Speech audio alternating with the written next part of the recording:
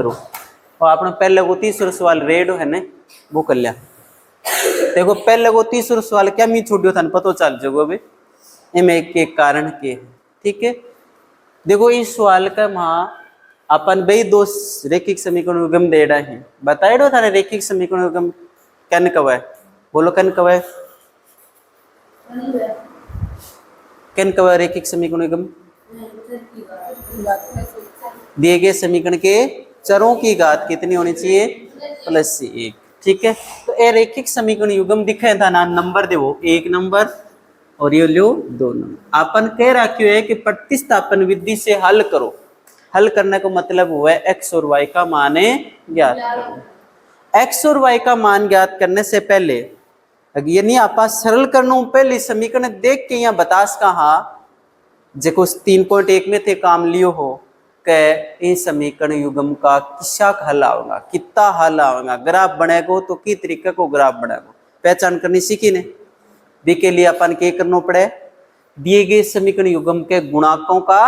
अनुपात निकालना पड़े, दिए गए समीकरण के गुणाकों का अनुपात निकालना पड़े। याद है कि चलो मैं याद करा सू दोबारा रिपीट कर सू। देखो अनुपात ज्ञात करने खातर a1 बटा a2, a1 के चीज है समीकरण 1 के x को गुणाक, समीकरण 1 के x को गुणाक कितना बताओ 3 बट्टा x2 a2 के है समीकरण 2 के x को गुणाक तो ये लो 9 है कि नहीं। इन थोड़ा आप सरल कर सका, हाँ इनमें 3 को भागे और इनमें 3 को भागे यानी 3 से कट्टा है कोमा लगा दो b1 बट्टा b2, b1 बट्टा b2, b1 बोलो कितना बता सकोगे, कितना बताओ b1 है -1 और b2 कितना है हाँ b2 -3 है तो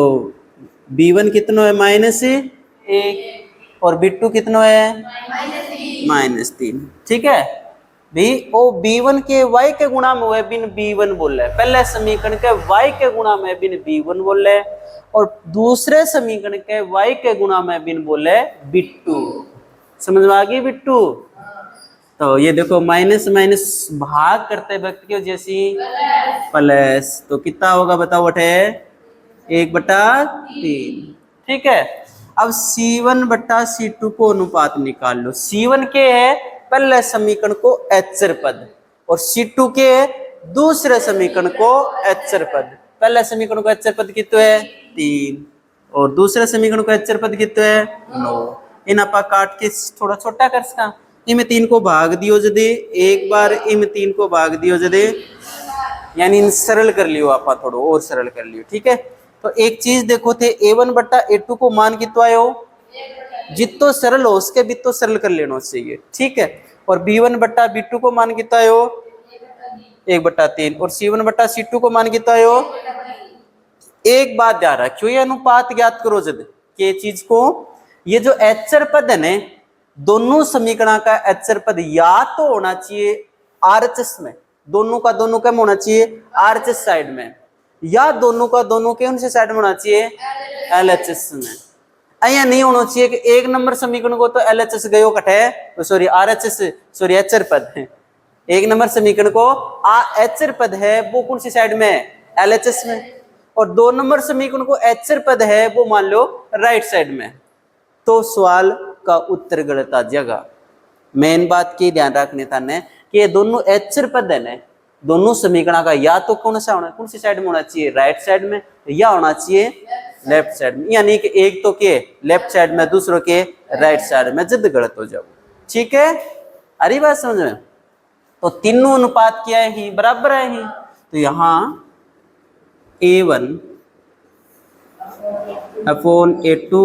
is equal to b1 upon b2 is equal to c1 upon c2,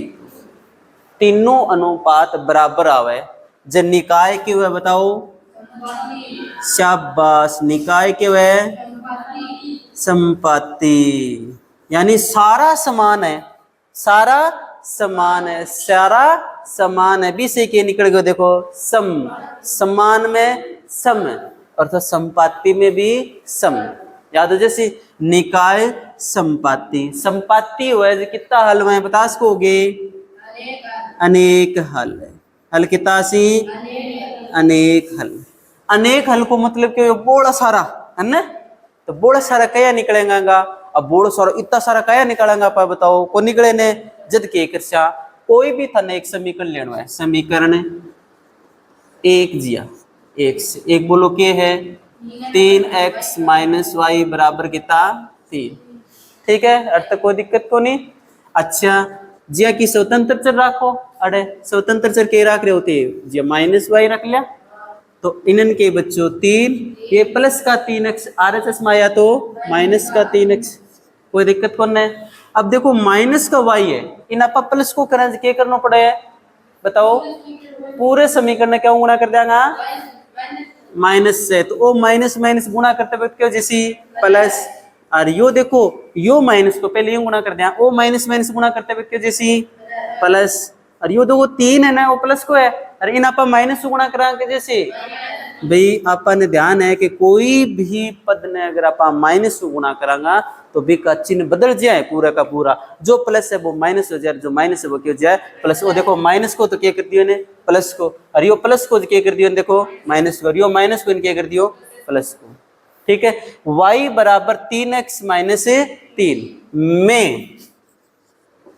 x के भिन्न भिन्न मान पर, यानी x का अपन अपनी मर्जी से जो भी मान रखांगा बिंग संगत अपन के प्राप्त हो तो जागो y को मान में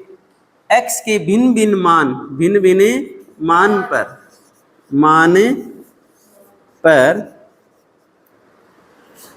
या भिन्न भिन्न मान पर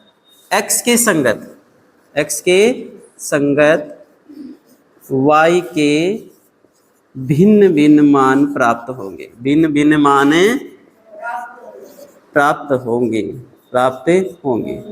जी हाँ कि मैं थाने एक दो मान रख के बताऊं, यानी सवाल तो ठक समाप्त कर सको थे, क्यों कि x का जो भी मान रखांगा आप जितना मान रखांगा बिता की का मान आसी y का, जी कि मैं x रखूं माना x बराबर 0, ठीक है, तो y बराबर कितना जैसी y बराबर 3 गुणा 0 माइनस का 3, अर्थात y बराबर कितना हो गया माइनस का 3। अगर थे x बराबर जिया की 1 रख दो, 1 रखने पर है ना, तो x बराबर 1 रखांगा तो y का y 3 1 गुणा x हर जगह कितना कर दोगा 1 माइनस का 3, तो 3 ने 1 गुणा करे 3 आ गया माइनस का 3, अर्थात 3 में 3 जा कितना बचे है 0, कोई दिक्कत है। ठीक है, बाद में जिया x बराबर 2 रखांगा आप रखने पर, तो देखो y का y 3 के 3 गुणा x की जगह कितना रख देगा 2 माइनस के कितना 3, y बराबर 6 माइनस का 3, अर्थात y बराबर कितना हो गया 3। एक तरीके थे देखो कि x को जो भी मान रखांगा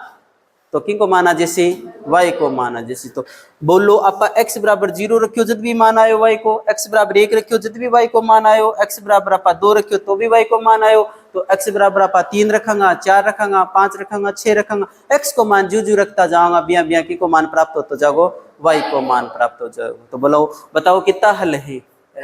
अनेक हल है, हरी बात समझ में। तो इनको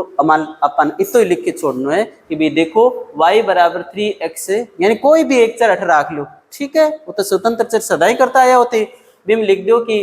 ए को मान राइट साइड में जो भी चरा हुआ है बी को नाम लो, के लिखे है राइट साइड में के x है, तो x के भिन्न भिन्न मान पर